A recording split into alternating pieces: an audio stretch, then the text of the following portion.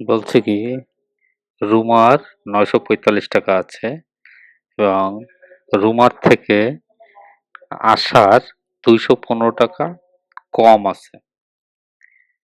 তাহলে তাদের টাকা একত্রে করলে একত্রে যদি রাখা হয় তাহলে হয় ময়নার টাকার সমান এটা।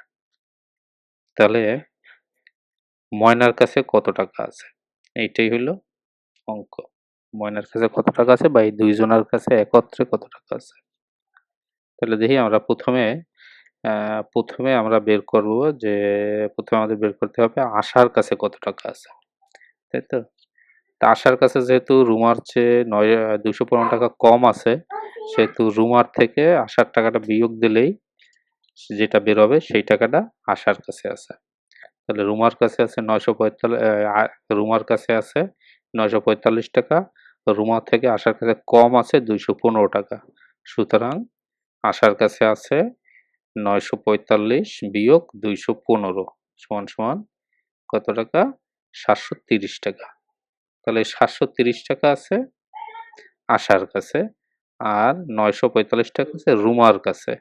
এবার কি বলছে যে তাদের টাকা একত্রে রাখলে ময়নার টাকার সমান। তার মানে ৯৩০ ৯৪৫ আর ৭৩০ যদি যোগ করা হয় তাহলে যে টাকাটা আসবে এইটাই হইল ময়নার টাকা। ঠিক আছে?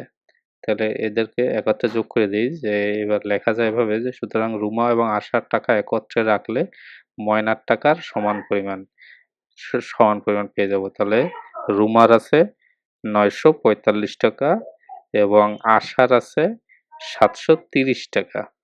অর্থাৎ ২ জনের কাছে একত্রে আছে কত? অর্থাৎ একত্রে আছে ৯৪৫ যোগ ৭৩০ টাকা সমান ১৬৬৫ টাকা। এই ১৬৪৫ টাকাই হলো ময়নার কাছে আছে। ঠিক আছে? যে ২ জনের টাকা একত্রে করলে যেটা হবে এটাই ময়নার টাকা। তাহলে ময়নার টাকার পরিমাণ যেহেতু তাদের টাকা একত্রে রাখলে ময়নার টাকার সমান, তাই ময়নার কাছে আছে ১৬৭৫ টাকা। উত্তর ময়নার কাছে আছে ১৬৭৫ টাকা। Thank you.